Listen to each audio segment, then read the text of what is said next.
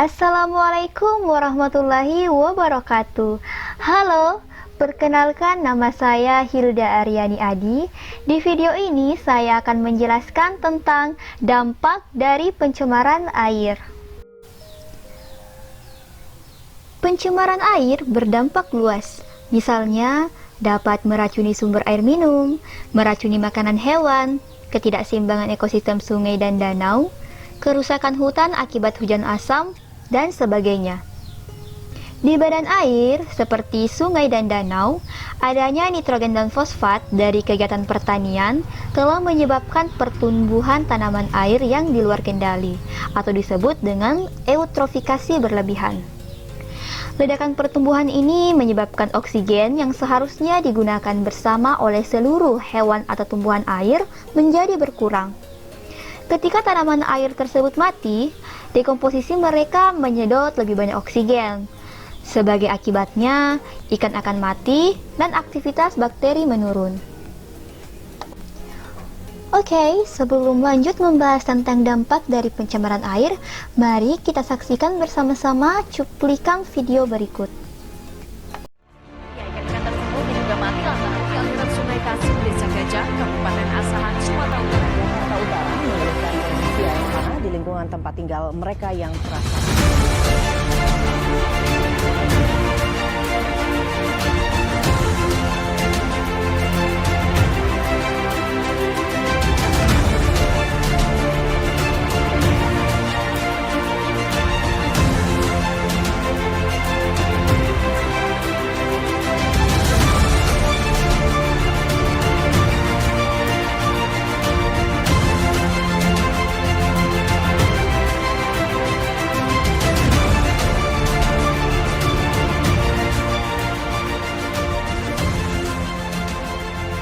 Sedih ya melihat kondisi perairan tadi.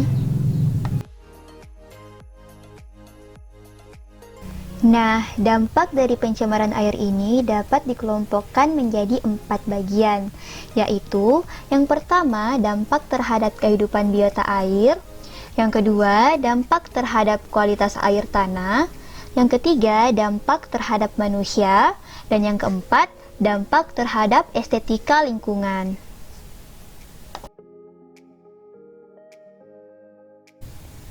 Yang pertama, kita akan membahas tentang dampak pencemaran air terhadap kehidupan biota air.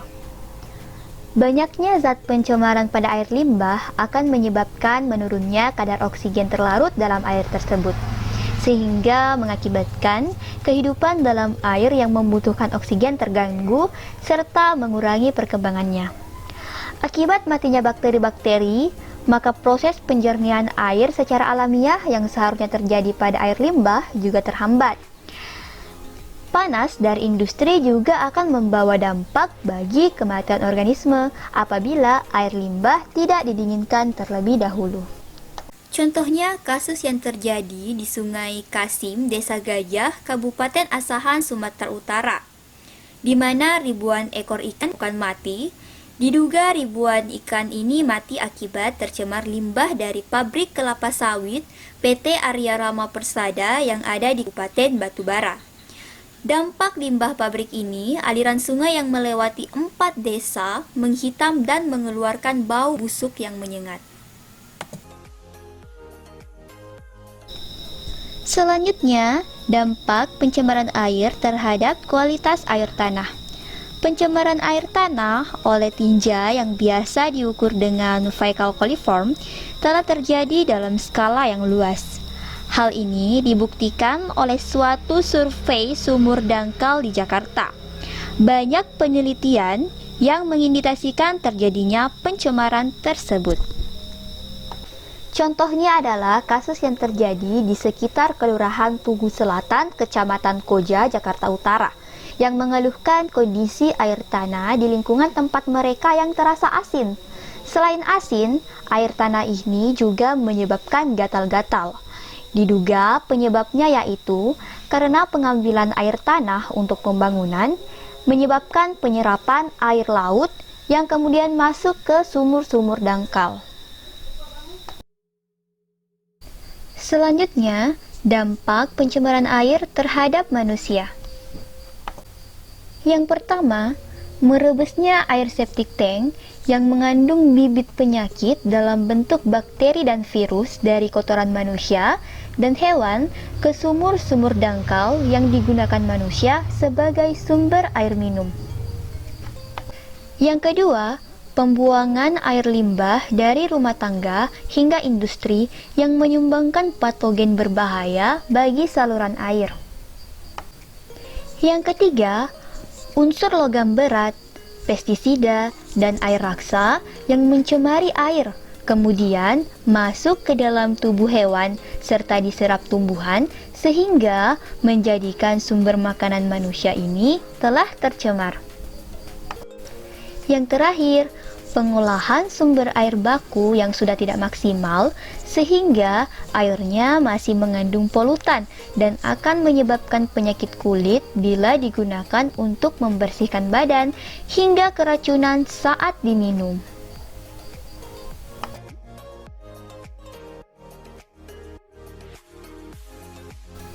Dampak pencemaran air selanjutnya yaitu terhadap estetika lingkungan.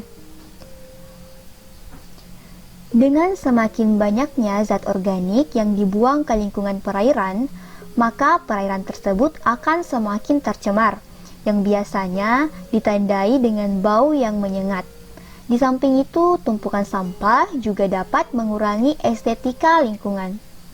Masalah seperti limbah minyak atau lemak juga dapat mengurangi estetika lingkungan.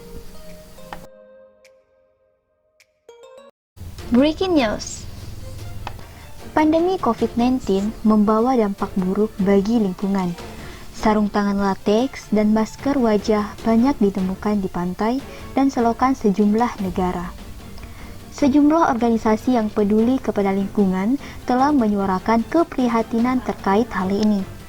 Mereka mengatakan laut, sungai, dan selokan dibanjiri oleh masker bekas sekali pakai, sarung tangan lateks, botol hand sanitizer, dan barang-barang alat pelindung diri yang tidak dapat didaur ulang.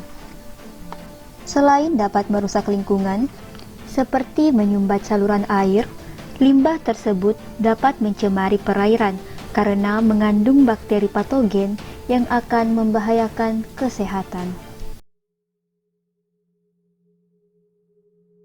Sekian penjelasan saya tentang dampak pencemaran air. Terima kasih atas perhatiannya. Wassalamualaikum warahmatullahi wabarakatuh.